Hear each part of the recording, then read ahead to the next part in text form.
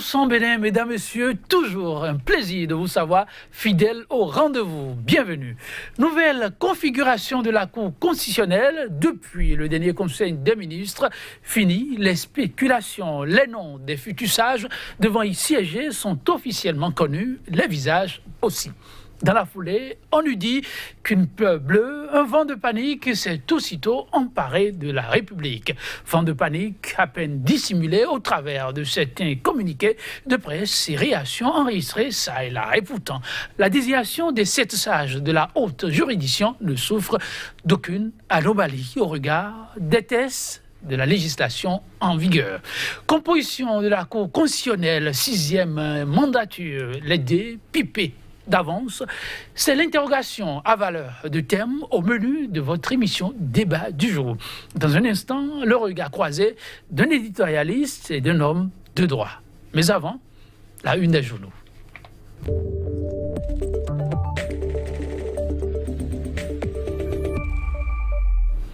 La revue de presse du jour est signée Kodjovi Amitonon, qui, une fois encore, a parcouru l'essentiel de la une des canards non parvenus du jour. Kodjovi Amitonon, bonjour.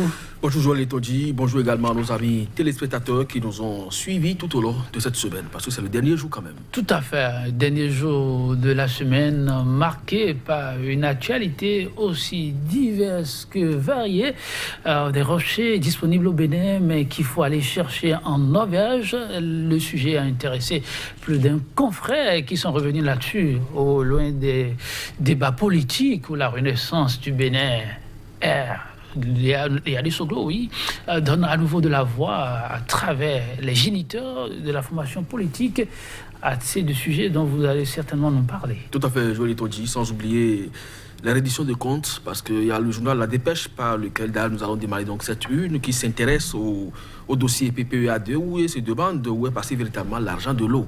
Parce qu'aujourd'hui, nous sommes à l'ère de la rupture où les vieux dossiers sont agités chaque jour, que Dieu fait. Donc si le siège de l'Assemblée a fait l'actualité, il serait quand même bien que sur ce dossier, la justice revienne également et que les uns et les autres soient situés sur les tenants et aboutissants. Donc le journal s'en préoccupe. Et si vous le voulez bien, on va démarrer donc... le plateau est tout à vous, que devient maintenant. Merci. Donc Joël Etodji, on démarre avec le quotidien La Dépêche qui affiche, comme je le dis, moralisation de la vie politique publique et les dossiers qui dérangent. Eh bien, ça c'est le volet numéro 2. PPEA2, où est passé l'argent de l'eau, s'interroge le quotidien. Et puis groupe parlementaire Union fait la nation. Léon Basila, comme la Arossi, claque la porte. Sortie médiatique du couple Soglo, vous l'avez dit, Joël Etodji. La RB reste unique et indivisible, clame donc ses géniteurs. Et puis sélection donc du bureau du COSLEPI, Janvier Yawedeu, aux commandes. La nouvelle tribune, désignation des 7 sages. Eh bien, les grandes faiblesses de la prochaine Cour constitutionnelle. Djogbenou, une ascension fulgurante et atypique dans une classe politique tétanisée et aphone, réforme annoncée dans le secteur des pharmacies, les raisons qui expliquent l'embarras du gouvernement à créer la commission et puis tentative d'expropriation de la renaissance du Bénin, véritable démonstration de force du couple Soglo, l'Afrique en marche. Patrice Talon chez le pape, une visite au Vatican pour quoi faire, s'interroge l'ambassadeur René Arwansou. Négociations État et partenaires sociaux, le gouvernement bombe le torse. Les syndicats dégonflent leur ballon de baudruche. Et puis, manœuvre d'accaparement de la renaissance du Bénin, les Soglo mobilisent les militants, écrit le journal. Le confrère de la matinée cette fois, célébration de la 97e édition de la fête de Novicha, Sébastien Adjavon encore aux côtés des siens ce week-end. Son message de solidarité aux fidèles musulmans pour le mois de Ramadan, difficulté de gestion et affermissement de foi religieuse. Patrice Talon se confesse au pape François ce jour. Élection du bureau du COSLEPI. Janvier, Yawedeu prend la présidence. Le nouvel observateur, fête identitaire et de réjouissance de Khola et Kweda. Sébastien Germain à Javon aux couleurs de Novicha ce week-end. Et puis, législative 2019, entre achat de conscience, intrigue insolite, trahison et surprise. Donc autant de dénominations pour qualifier les joutes électorales à venir, surtout en 2019. Quotidien Matin Libre, coupler les législatives et les communales, le plan secret de Patrice Talon, Renaissance du Bénin, Nicéphore et Rosine Soglo remobilise les militants. Point média pour terminer. Détention illégale et anticonstitutionnelle de Métonyon et co-accusés. L'ODPH appelle à la mobilisation des défenseurs des droits de l'homme. Conflit gouvernement du Bénin MTN. Les mesures d'expulsion, la mesure d'expulsion du DG MTN était-elle fantaisiste? S'interroge le journal Politique Nationale. Boni Yahi en mode reconquête multiplie les assauts. Et puis, construction du siège de l'Assemblée nationale, Rosine et Nicéphore Soglo, Deseng Abraham, Zizinokwe, enquête d'argent liquide. Le Bénin à nouveau sur le marché financier pour 20 milliards de francs CFA, je l'ai dit, malgré l'alerte du FMI qui pense que les pays au sud du Sahara s'endettent trop et risquent de ne pouvoir honorer leurs engagements. Tout à fait, ça a été dit, la politique nationale reste la politique nationale et les pouvoirs publics en regard des canaux disponibles et aussi des projections, on peut faire un certain nombre de choix. C'est vrai qu'à l'interne, il y a assez de grincement dedans par rapport à ce choix qu'opère en continu le gouvernement de la rupture, mais le gouvernement demande à ce qu'on attende pouvoir là où il va finir par atterrir. Le peuple aura le sourire aux lèvres. Il faut faire foi aux paroles de l'exécutif. C'est les citoyens, c'est vrai. Quand je viens maintenant, nous allons démarrer avec la dépêche. La dépêche qui nous parle de la sortie médiatique du couple Soglo, alors qu'on a pensé que c'est plié, qu'ils ont fait plutôt défection, en quoi certains, au regard des sorties constantes de Abraham Zizinokwe. Eh bien, non, c'est un comeback qui ne dit pas son nom. La RB nous apprend la dépêche reste unique et indivisible. Oui, c'est ce qu'on retient donc de cette sortie médiatique, mais au-delà, il faut voir le côté remobilisation donc de la troupe, parce que nous sommes à la veille des élections et chaque parti affûte déjà ses armes pour ses positionnements. Mais aujourd'hui, donc, la guerre de logo se dispute encore au niveau de cette formation politique. La question est pendante devant les juridictions. Est-ce que c'est l'aile Zizinokwe ou Liadi qui se réclame donc géniteur de la formation politique qui va finalement l'emporter? C'est une question de jours. C'est vrai, on attend donc que la justice puisse rendre donc son verdict. En attendant, le couple Soglo se réclame toujours détenteur donc des attributs de la formation politique et pense que les uns et les autres, en tout cas qui s'agitent aujourd'hui autour de la formation, sont des usurpateurs. De toutes les façons, nous pensons que dans une famille politique comme la Renaissance du Bénin, une grande formation politique de ce genre, s'il y a crise, on devrait quand même pouvoir s'entendre à l'interne. Maintenant, si on le porte devant les tribunaux, attendons que la justice puisse trancher pour que les uns et les autres soient situés sur les questions d'attribution ou pas. Ah oui, on attend de voir la suite de ce dossier qui reste pendant devant la justice. Je vous amène à la une de la Nouvelle Tribune à présent. Un dossier qui intéresse le commun des Béninois parce que ça touche aussi aux questions de développement. À la base, importation de tonnes de granit de la Norvège au Bénin. Talon croit savoir. La Nouvelle Tribune sacrifie les intérêts nationaux. Non, mais je ne crois pas que on peut se dire ça ainsi, parce que peut-être que nous sommes dans un désert de granit aussi au Bénin. S'il n'y en a pas sur place, ce n'est pas la peine d'aller chercher par deux chemins à partir du moment où nous... Je veux croire que vous ironisez. Les granites, il y en a au Bénin. Non, c'est de l'incompétence. C'est des granites pas compétents pour régler la question dont il s'agit. Parce que ça ne se comprend pas. Ça ne se comprend pas. Et puis, le ministre en charge de ce dossier, c'est lui qui nous a acheté des motocross ici à 5 millions l'unité et dénoncé par le FONAC. Et c'est le même ministre qui a coûté aux contribuables béninois 100 millions de nos francs CFA pour son évacuation sanitaire. Moi, je ne sais pas pourquoi le président Patrice Talon, qui tente de rationaliser les ressources publiques, ne se préoccupe pas du cas de ce ministre spécifiquement. Et puis bon, on ne sait pas ce que l'OLC, le FONAC, est-ce qu'ils sont vraiment écoutés dans la République?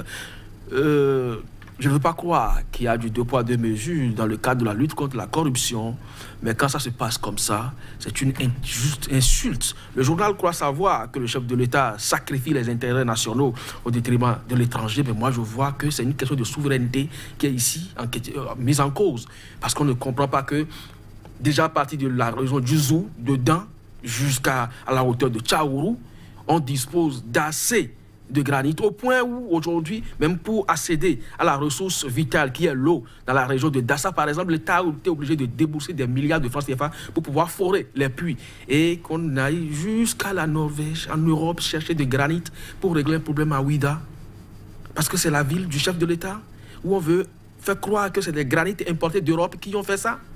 Mais au cas où cette infrastructure, cet ouvrage connaîtrait des difficultés et qu'il faut y réaménager en ce temps, vous voulez qu'on sollicite encore un bateau pour ramener des granites de Norvège pour faire ça? Non, je crois que soyons sérieux dans la République. Il y a problème.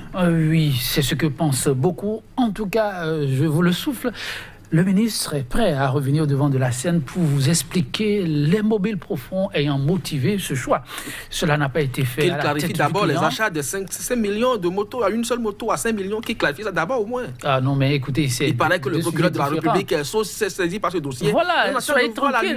Le ministre est imperturbable. Ça prend déjà du temps. Le dossier est pendant devant la justice. Ça prend du temps. La justice fera l'arbitrage qu'il faut. Il faut lui laisser le temps de venir se justifier. Il a dit, si la justice l'interpelle, c'est que je vois, il déposera le tablier lui-même, il n'attendra pas qu'on le lui demande, il viendra s'expliquer. Kojovi, soyez serein et attendez. Comment ça se passe? Allons-y. Vous savez comment ça se passe. En tout cas, on poursuit. Kojovi, mettons-nous, je voudrais bien continuer avec un dossier qui intéresse les populations, mais il y a tellement d'autres politiques que je m'en voudrais de ne pas m'en arrêter sur un. Il était très attendu, pardonnons, il paraît qu'il faisait l'unanimité au sein des membres siégeant au niveau du COSLEPI, mais finalement, c'est Janvier Yawedewou qui a été retenu par ses pairs pour siéger à la tête du COSLEPI. Vous parlez de retenir pour dire qu'il a été déjà désigné. Tout à fait. Voilà, donc c'était une confirmation parce que avant que le bureau ne se mette en place cette semaine, il y a déjà que sur les réseaux sociaux, la semaine d'après l'installation donc, des membres du COSLEPI par la Cour constitutionnelle, des noms avaient fuité comme quoi c'est exactement le bureau qui devrait donc être. Donc par conséquent, c'est juste de la désignation confirmée par les pairs. Alors, aux couleurs donc de ce qu'on ne sait pas aujourd'hui, on ne saurait qualifier véritablement ce qui va se passer. Mais nous voudrons quand même que le président Janvier Yawedewou, qui nous a habitués à de la gestion transparente, puisse véritablement gérer le fichier électoral afin que 2019 soit l'époque que nous allons traverser sous la rupture avec la joie. En tout cas, vivement que votre souhait soit entendu, mais pour les politiques, je vous le rappelle ici, autre temps au meus, c'est la chanson. Il faut que vous teniez compte de l'environnement dans lequel évolue le concerné. Merci, Kojovi. On se retrouve lundi pour le même exercice, n'est-ce pas? Mesdames, Messieurs, oui, ce sera ainsi. Il s'est accordé aussi l'utile pour pouvoir rendre aussi l'agréable adorable. Mesdames, Messieurs, merci. La rubrique Une des journaux, ce sera tout pour aujourd'hui. À très vite.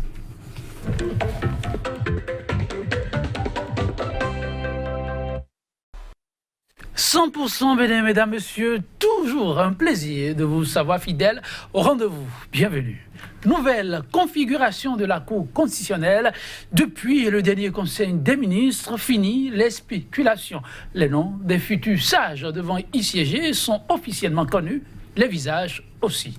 Dans la foulée, on lui dit qu'une peur bleue, un vent de panique, s'est aussitôt emparé de la République.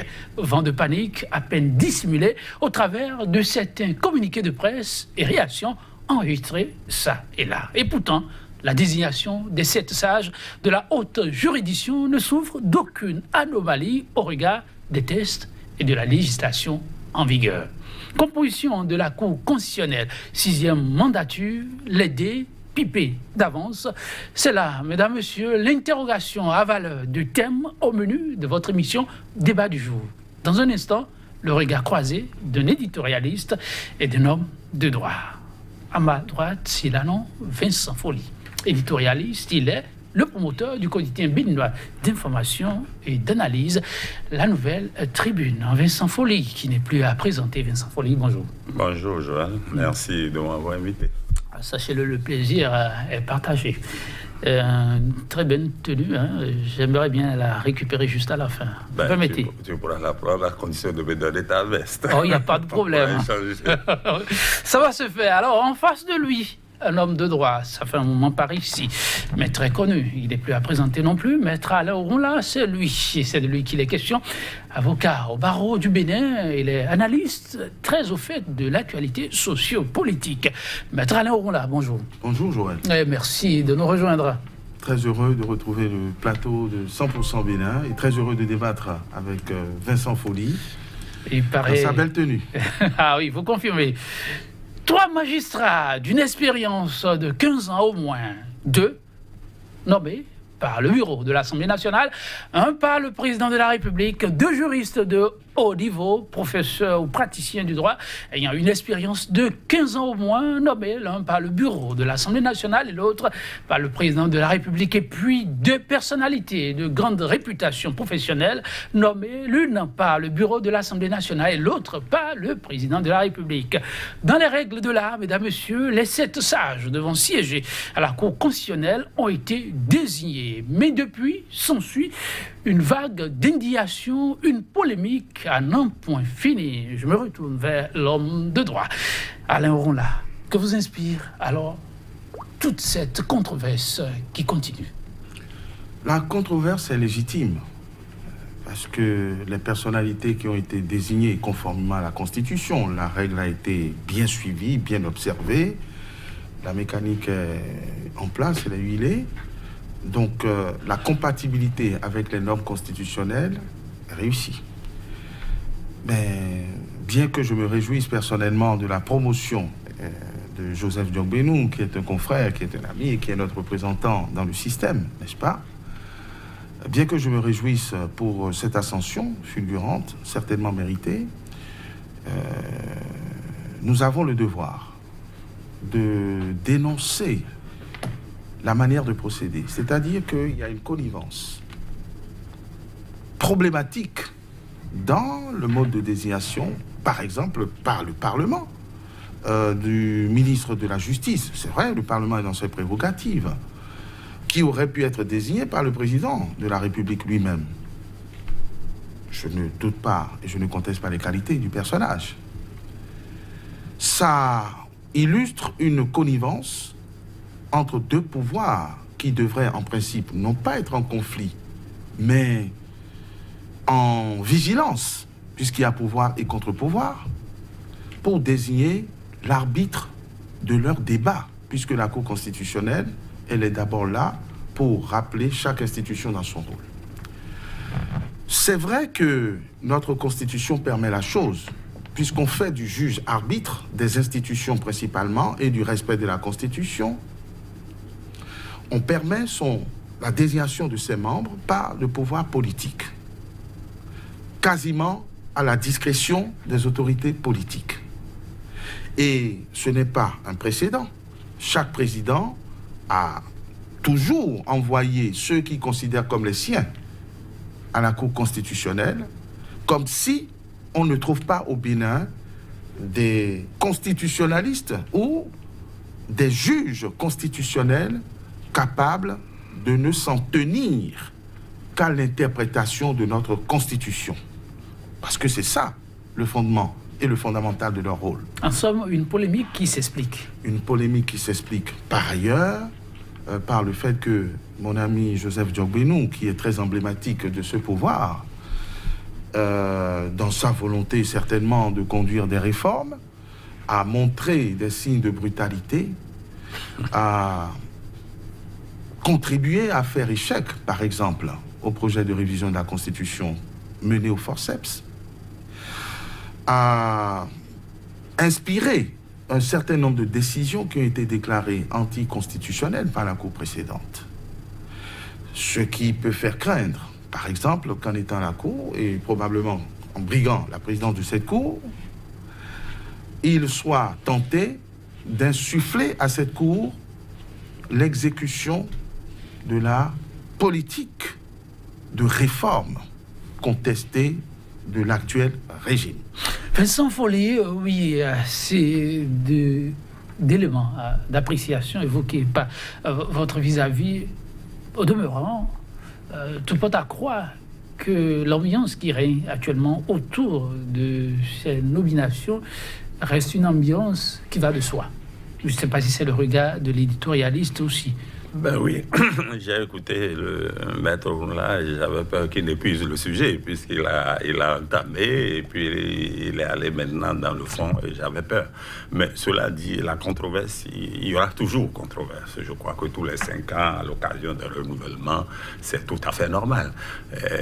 Parce que on espère voir telle personne à la place de telle autre. Mais la logique du pouvoir est tout autre. Et moi, je comprends que les pouvoirs vont toujours chercher à assurer un certain contrôle sur l'organisme qui est chargé d'arbitrer. C'est humain, c'est tout à fait normal. Mais je crois que le constituant a bien cerné les choses. Lorsqu'il a dit tantôt que l'Assemblée, c'est un peu bizarre que ce soit l'Assemblée qui ait désigné un ministre du gouvernement que son chef aurait pu choisir directement, oui, il pose le problème de la loi, de l'esprit de la loi et de comment la loi est appliquée par les hommes.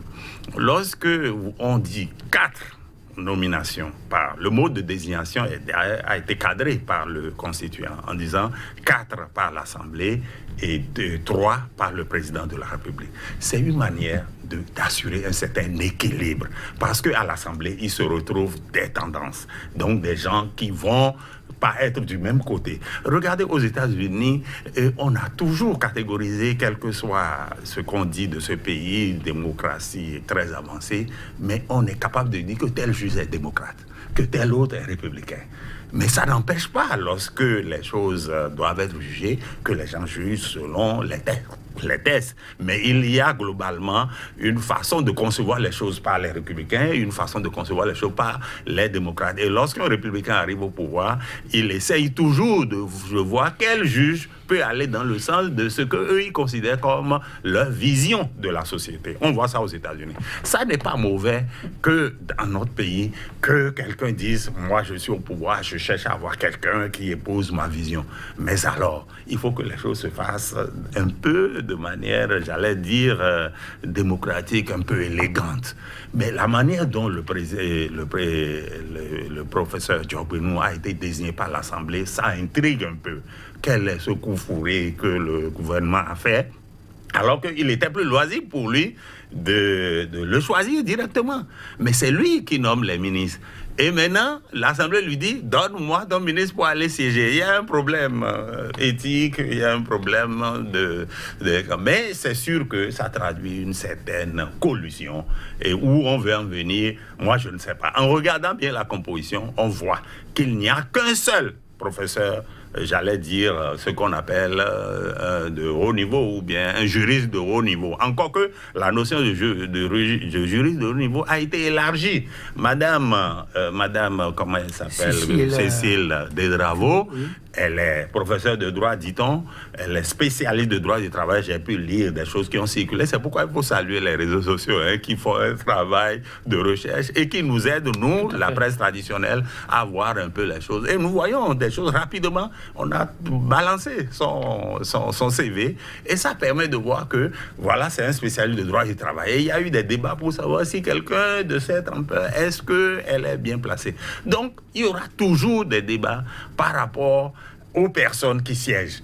Et il y a toujours cette volonté d'un pouvoir de contrôler. Donc, la nomination de Diop-Benou par l'Assemblée pose un problème, et le problème de la collusion tel qu'il l'a dit. Maintenant, comme c'est son ami, on va voir derrière la collusion, qu'est-ce que nous pouvons dire. C'est ça qui serait intéressant. Oui, qu'est-ce qui sera dit, c'est ça qui serait intéressant, mais des 7 figures, il y a que cette figure retient le plus l'attention, celle du garde des Sceaux actuellement. En fonction, l'homme est pressenti comme prochain président de la haute juridiction. Là-dessus, beaucoup se demandent si l'homme qui hier avait désavoué la Cour sur un certain nombre de points pourra se rebiffer et faire les choses tout en jouant le rôle d'arbitrage attendu de lui. Maître Alain, là, il reste un confrère, mais un homme que vous avez aussi longtemps côtoyé. Et lui qui a dit que tout se fait en fonction des positions et des moments. Est-ce qu'on ne peut pas croiser les doigts pour lui? On devrait, par solidarité, croiser les doigts pour lui. Mais on devrait. Le risque, c'est qu'on se brûle les doigts ou les ailes, parce que le personnage a évolué avec le temps. pour beaucoup. Voyez-vous, ce fut un confrère, il le sera peut-être un jour encore, mais en attendant, c'est un politique. Et en tant que politique, il a publiquement renié certains engagements citoyens. Il était pour le maintien de la Constitution, devenu politicien. Il a estimé qu'il faut réviser la Constitution et de manière brutale. Il était pour le droit de grève, devenu ministre. Il a fait la promotion de la suppression du droit de grève. Et beaucoup d'autres, dissolution des associations d'étudiants. Autant de questions qui ont heurté la Constitution et que, fort heureusement, la Cour constitutionnelle, dans sa composition sortante, a su mettre en ordre. Je crains, et il faut craindre, qu'une fois à la commande, ou aux commandes de cette institution, parce que ça va quasiment être un match amical, je crois que le casting est fait pour qu'il n'y ait pas de rivalité possible, hein. Je crains qu'on applique cette politique au forceps, parce que vous imaginez, la Cour actuelle, la Cour entrante dans sa composition actuelle, elle est presque acquise au régime. Et quand je parle du régime, je parle de ce régime bicéphale, c'est-à-dire l'exécutif et le Parlement, qui ont déjà été surpris en train de comploter contre la Constitution, puisque nombre de décisions conjointement prises, nombre de lois sur lesquelles le Parlement et l'exécutif ont collaboré. Vous remarquerez que les lois qui intéressent le gouvernement, qui aurait pu prendre des projets de loi, ont été rapidement traduites en propositions de loi. Eh bien, ces lois ont été retoquées par la Cour constitutionnelle. Alors, si ces deux institutions se mettent ensemble et se mettent conjointement et concurremment, amicalement, pour composer la Cour qui va entrer, il est tout à fait normal que l'on craigne une collusion et la mise en mal de notre démocratie, dont l'un des pans fondamentaux, c'est quand même la diversité, c'est le débat, c'est la contradiction, c'est l'opposition. Or, toutes les institutions, peut-être pour le grand bonheur des dirigeants, mais peut-être certainement pas pour celui du peuple, semblent parler le même langage, et ce n'était pas ça l'esprit de la Constitution, ce n'était pas ça l'esprit de l'article 115 de notre Constitution, qui voulait d'abord que des hommes de qualité soient promus, soient choisis. Je ne suis pas en mesure de dire que l'une quelconque des propositions faites ne remplisse pas les conditions de moralité et de qualité, mais l'arbitrage qui est attendu de ces hommes reste à démontrer. La Cour, c'est le juge suprême de la Constitution, c'est-à-dire c'est l'arbitre. Or, nous voyons des partisans sur lesquels on s'est accordé qui vont dans cette institution qui déterminera l'avenir de notre pays pendant de nombreuses années, et notamment au cours de la prochaine élection présidentielle et avant cela, des prochaines élections législatives. Oui, Vincent Folly, le Bénin, disent bon nombre d'observateurs, est en train d'écrire une autre page de son histoire. Et Maître Alain Rolla l'a mentionné tout à l'heure, et l'exécutif et le législatif qui sont déjà pas le même langage, un langage qui a été traduit par cette désignation qu'on a eue. Alors, une configuration qui semble donner comme lecture un monolithisme et qui devra jouer désormais à l'arbitrage. Pour d'aucuns, c'est désormais du juge au parti. Et donc, plus rien à attendre. Non, plus rien à attendre de ce qui sortira, oui. Mais je veux dire que le peuple est là, qui a su la veille. Et nous sommes obligés d'être vigilants. Nous avons pris le chemin de la démocratie et on ne peut plus reculer. Et je crois que tous ceux qui pensent, ceux qui rêvent de faire autre chose que la démocratie, ils doivent changer leur fusil d'épaule. C'est en observant la gouvernance Talon depuis son installation, on peut voir la tendance de ce régime. C'est-à-dire, c'est une sorte de démocratie presque consensuelle où presque les institutions s'entendent entre elles, les chefs d'institution. Yahi avait déjà commencé cela. Et l'a même formalisé par une sorte de rencontre presque informelle, disent-ils, entre les présidents des institutions. Mais la Constitution n'a pas prévu ça. Nous avons été le journal qui a le plus attaqué cette façon de voir. Mais sans le dire et sans formaliser, nous voyons que le président Talon est dans cette tendance. Regardez, nous faisons le débat comme si le professeur Diogbenou était déjà président de cette institution. Mais il a tantôt parlé du casting, c'est-à-dire tout est fait pour qu'il n'y ait pas d'opposition contre ce monsieur. Et le casting même. Regardez, lorsqu'on envoie 4 et qu'on les fait passer on fait passer celui qui est le plus en vue par l'institution du Parlement, il y a déjà quelque chose qui gêne. Ensuite, regardez, on dit un magistrat, un juriste de haut niveau, n'est-ce pas, qui se confond peut-être avec les professeurs d'université et les praticiens de droit. Lorsqu'on a fini de voir le gouvernement, on peut dire que le choix des deux institutions est bien, c'est-à-dire la marge de manœuvre pour choisir, elle est étroite. Mais les gens qui veulent choisir ont toujours la latitude de biaiser. Et lorsqu'on dit, par exemple, pour la personnalité de grande réputation professionnelle, je crois que la Constitution a visé très haut. On peut avoir des personnalités de grande réputation professionnelle dans tous les domaines. Un maçon, qui est un très bon maçon et reconnu dans sa profession, peut être à la cour. Je donne un exemple comme ça. Un grand instituteur qui a travaillé toute sa vie dans le sens de la pédagogie, de l'amélioration de l'éducation des enfants, on peut le retenir. Ça veut dire quoi?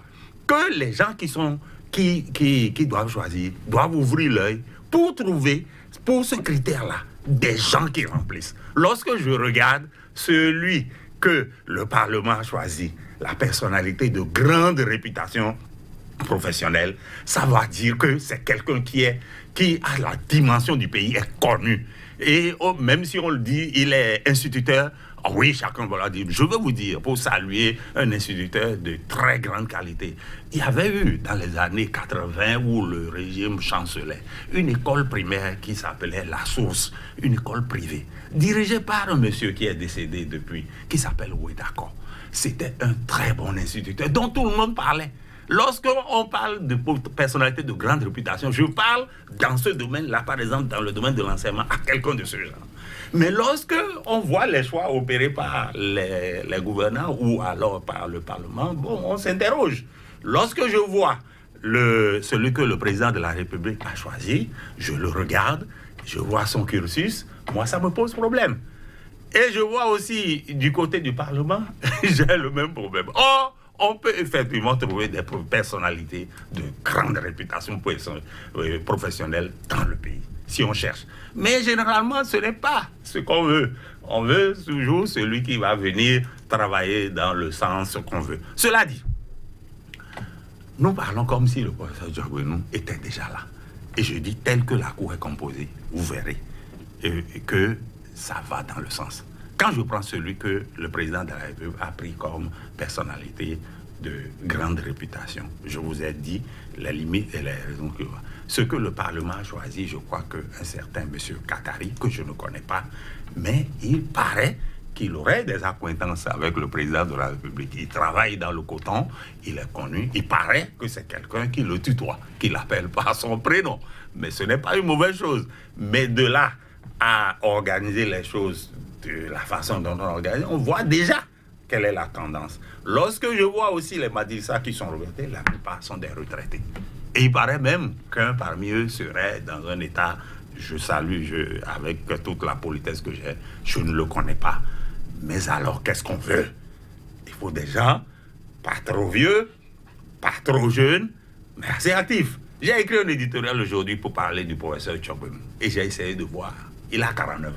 Oui. Bientôt 50 ans. C'est la toute première fois que quelqu'un de cet âge arrive à cette position. Et j'ai dit que les deux premières que nous avons eues, Mme Pognon, elle avait 56 ans. Idem pour Mme Mouensou, 56 ans. Après, c'est le professeur Robert Dessous, maître Robert Dessous, 69 ans. il est arrivé à ce point à 69 ans. Et le professeur Olo a pris la tête à 65 ans. Donc, c'est un âge où on arrive, on a fini les choses. On a vu le monde et on a de l'expérience. C'est ça qu'on appelle le sage. 50 ans, ce n'est pas encore ça. Moi, je les ai vus, hein, oui, et je peux déjà parier. Donc, oui, le problème oui. de Diogbenou, c'est aussi cet âge, cette personne qui, en 3 ans, a connu ce que j'ai appelé une ascension. Il a utilisé le même mot que moi, fulgurante. Je n'ai jamais vu en politique de mémoire de journaliste, on peut fouiller, personne n'a jamais connu une ascension aussi rapide. À peine il est devenu député en 2015. Il a pris la tête de la commission des lois. Une commission des lois, c'est-à-dire l'une des plus importantes commissions de l'Assemblée. Tout à fait, qui Donc demande on une peut certaine dire qu'il expérience. qu'il est professeur d'université et qu'il a été dans la société civile, qu'il a fait de l'activisme, mais ça ne lui demande pas, ça ne lui garantit pas ça. Mais on sait comment ça s'est passé. Il y a eu la télécommande de Paris qui a dû jouer, d'ailleurs pour la composition du Parlement tout entière. On se souvient de ça. Donc, il est devenu rapidement président de la commission. Et lorsque le gouvernement s'est installé, le voilà devenu ministre. Et dans quelques jours, il va devenir président de la Cour constitutionnelle. C'est trop rapide. Maître Alain Roula, personne n'a connu oui, vous voyez là une étoile ascension. filante, c'est ça? Non, j'ai vu ça. Mais aux âmes bien nées, la valeur n'attend point le nombre des années, Maître Alain Roula. C'est ce que disait Corneille. Ah oui, et le temps continue de lui donner raison. Et pourquoi pas avec Joseph Togbilon? Écoutez, on ne va pas personnaliser le débat. Voilà. Dire, chacun son étoile, chacun son parcours. Et le personnage ne manque pas de qualité. Là où je me sépare, c'est les méthodes, c'est les objectifs, c'est les procédés. Bon, ils sont en politique. Il paraît que tous les coups sont permis. Mais pour réfléchir en tant que citoyen, effectivement, ne voulons pas d'une gérontocratie, c'est vrai, mais les personnages marqués. Vincent Folly, tout à l'heure, a donné l'exemple des États-Unis où il ne fait pas honte être démocrate ou républicain. C'est des institutions. Dans nos pays, nous en sommes encore au balbutiement et on confond politique avec tout le reste. Ce n'est pas bon, dans l'esprit de notre Constitution, que une institution telle que la Cour constitutionnelle, par exemple, soit occupée, je dirais même squattée, par des personnalités politiques. C'est vrai que ce n'est pas la première fois. Le bâtonnier Robert Dossou était chef de parti, mais il a été président de la Cour. Le professeur Olo était membre influent d'un parti. Il a été président de la Cour constitutionnelle. Ce n'est déjà pas décent, puisque ça peut créer la suspicion dans l'esprit, légitime. Tout à fait légitime dans l'esprit des autres. Or là, nous assistons au positionnement de partisans zélés, farouches, virulents. C'est ça le problème.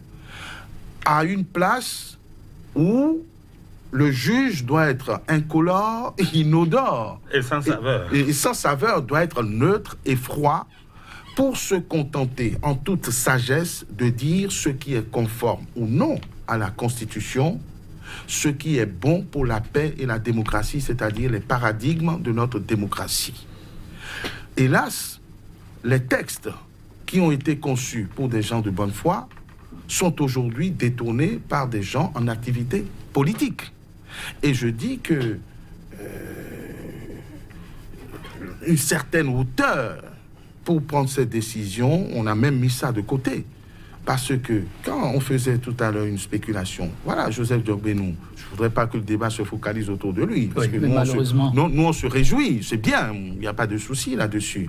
Désigné par le Parlement, on va dire, dans une collusion incestueuse, le Parlement désigne 4. Or, les 4 doivent refléter en principe toutes les tendances.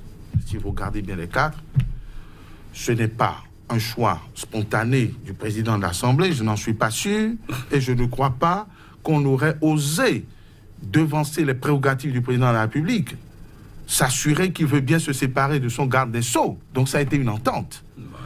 Donc il vient déjà sur une liste majoritaire. 4. Et puis, les 3 désignés par le président qui n'a pas retiré son soutien à son efficace ministre, en tout cas pour lui, ça veut dire que le lit est fait pour arriver à une destination. Et là où le bas blesse, moi je me souviens, je ne suis pas un artisan de l'élection du président de la République, mais je me souviens qu'il reprochait principalement à son prédécesseur de chercher à faire main basse sur les institutions et qu'il ne trouve pas bien séant que le président de la République contrôle toutes les institutions. Ceci n'a pas fait l'objet du projet de révision de la Constitution, et quand bien même ce projet a échoué, d'ailleurs de manière tout à fait normale, puisque c'était précipité, prématuré et inquiétant, ça ne lui donne pas le droit de se renier et de continuer, y compris au niveau de cette institution très sensible, ce qu'il reprochait à son prédécesseur.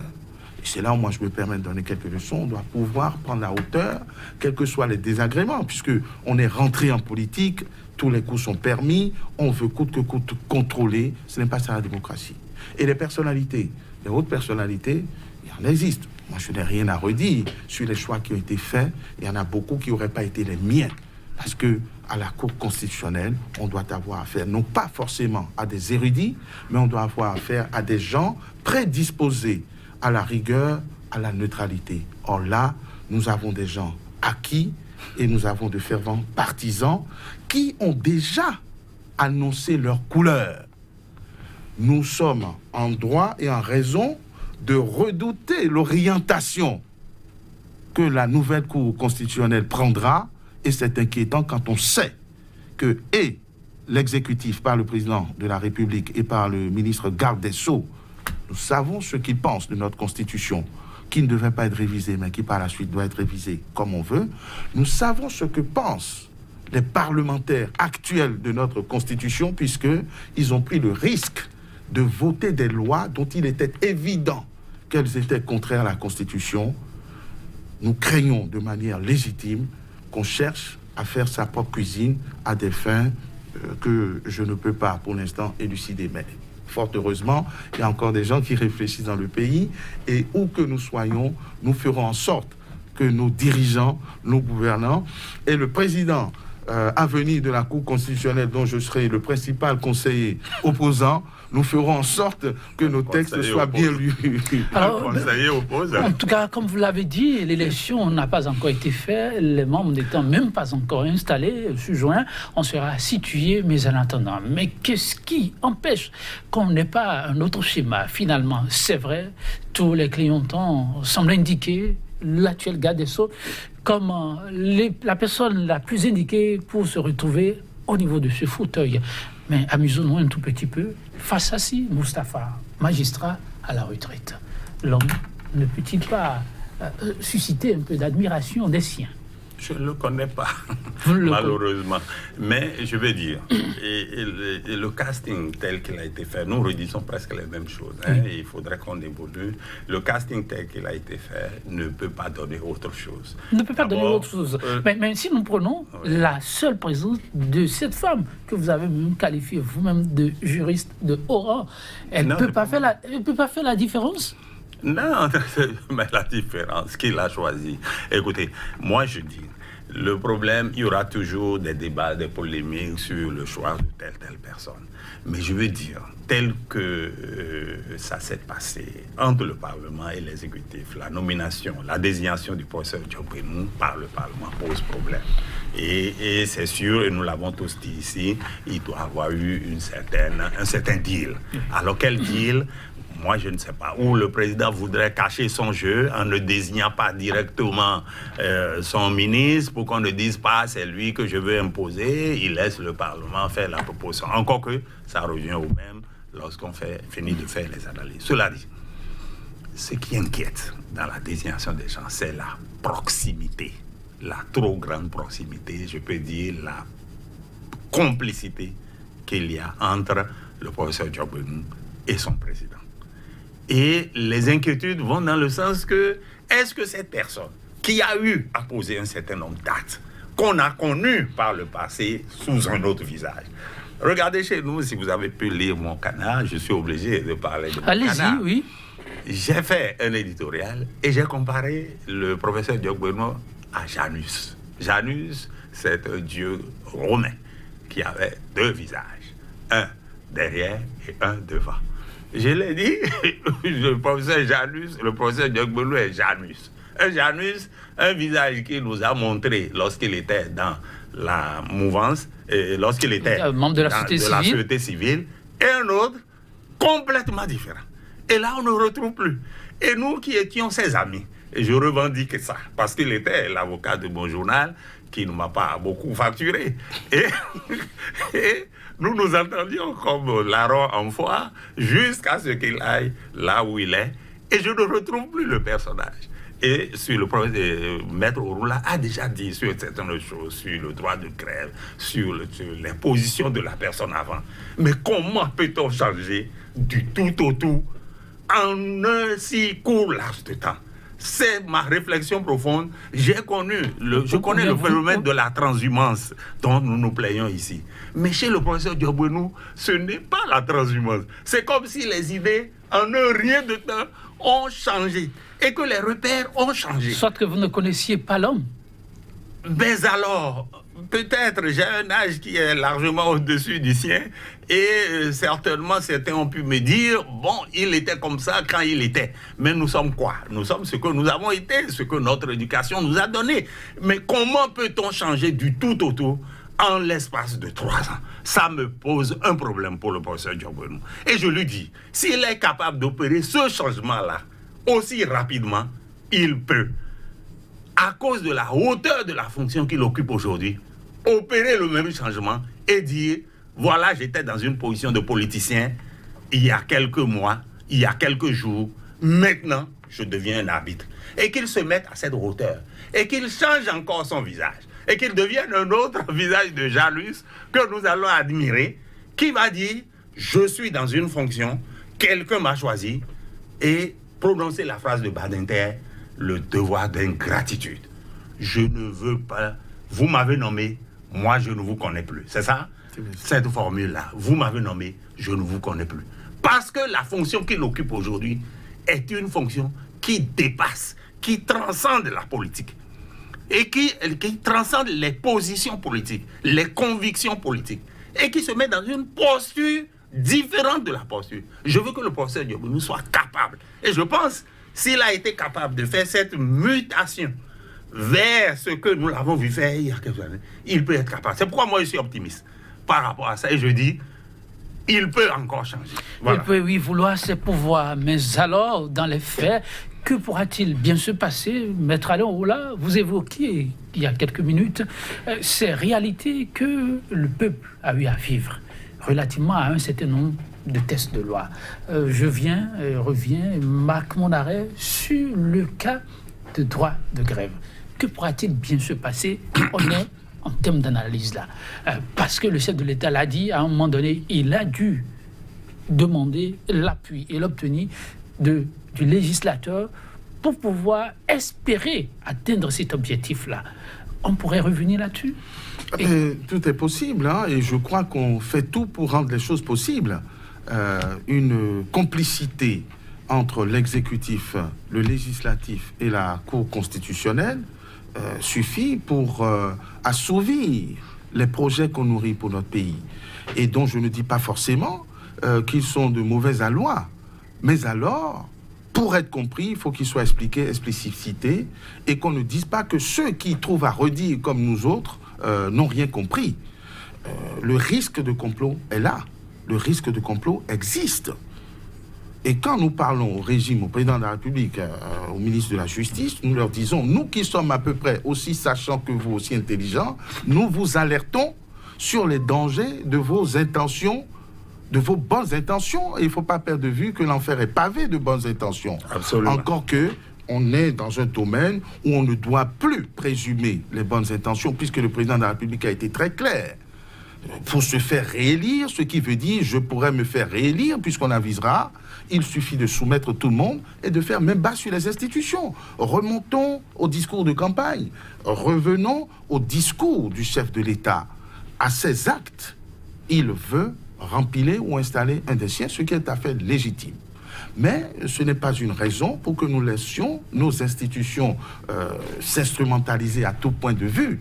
Et c'est ce qui est en train de se passer. C'est pour ça que, sans avoir peur ni froid aux yeux, nous disons à nos gouvernants, aux parlementaires, de prendre leurs responsabilités. De toute façon, leur sort sera scellé. Mais je vais revenir tout à l'heure. Je voulais passer le mot à M. Folly. C'est pas la transhumance. Il est venu après là-dessus, c'est la mutation. Et on dit même transmutation. C'est à sens unique. C'est difficile de revenir en arrière. Je voudrais qu'on saisisse l'occasion et l'opportunité de ce débat, d'abord pour relever que cette mandature compte peu de femmes, une seule, oui, semble-t-il, alors qu'une femme a déjà dirigé cette institution. Je ne sais pas à quoi c'est dû. Je ne sais pas si c'est l'aversion du président pour les femmes, malgré tout ce qu'on dit depuis longtemps, ou si c'est le refus d'engagement de nos sœurs, de nos mamans, qui existent quand même, qui sont magistrats, qui sont de hautes personnalités, etc. Donc, grande réputation et de meilleure probité. Ça, c'est le premier point. Le deuxième point qui est intéressant, c'est qu'il faudrait revoir de fond en comble le mode de désignation des sages. C'est vrai que dans la précipitation, me semble-t-il, et dans la confiance en l'homme, le constituant de 90 a pensé que en permettant au président et à l'Assemblée de désigner les juges, il y aurait un choix contradictoire. On s'est trompé. Cette institution ne doit pas être sous mainmise des politiques. C'est une institution arbitre. Donc on doit l'ouvrir au monde de la société civile. Pourquoi pas? Je n'ai pas d'idée arrêtée là-dessus. Oui. Le mode de désignation n'est pas bon. Et là-dessus, on est d'accord avec le candidat Patrice Talon, devenu président. Ça permet des manipulations politiques, voire politiciennes. Mais quand on dit qu'il faut 2 hauts magistrats, pourquoi ne pas laisser le soin aux acteurs de justice, aux magistrats eux-mêmes, de procéder à cette désignation? Quand on parle de personnalité de grande réputation, nous avons, je dis des choses comme ça, le Conseil économique et social, le Conseil des sages, on trouvera forcément une manière de plébisciter une personnalité reconnue comme telle, etc. Ça équilibrerait les choses et ça limiterait la faiblesse, l'insoutenable légèreté de l'être, surtout de l'être politique. Donc, il faudrait que nous ayons cette occasion, parce qu'à cela, les partisans zélés du président de la République qui ne lui rendent pas forcément service diront « c'est notre tour, on fait ce qu'on veut ». Non, on ne fait pas ce qu'on veut, on fait ce qu'on peut et on essaie d'améliorer les choses. Ils diront, permettez-moi de terminer, que ce n'est pas eux qui ont inventé cela et que tous les régimes ont cherché à désigner des gens qui leur sont acquis. Mais ce faisant, ils tombent dans les mêmes errements que les régimes qui ont été dénoncés et ils risquent de nous conduire à la même situation et ils seront remerciés de la même façon qu'ils ont été des instruments pour mettre un terme aux dérives de leurs prédécesseurs. Alors, Vincent Folly, oui, pour les prochains jours, les travailleurs béninois doivent se prendre plus au sérieux, s'organiser pour prendre leur destin en main, parce que les mêmes causes pourraient produire les mêmes effets. Ce qui n'a pas été une réussite hier pourrait l'être demain. Oui, avant de venir à ça, à la manière, c'est-à-dire aux craintes que peut susciter l'arrivée de tel ou tel autre à la Cour, je voudrais faire un mot sur la composition. C'est vrai que la composition actuelle pose problème. Mais qu'est-ce qui ne pose pas problème? Quel que soit le mode de composition qu'on choisira, il y aura toujours possibilité pour les hommes. Nous sommes doués d'intelligence. La capacité de l'homme, c'est l'adaptation à la situation. Et nous, au Bénin, on est très forts dans ce domaine-là. Ça veut dire quoi?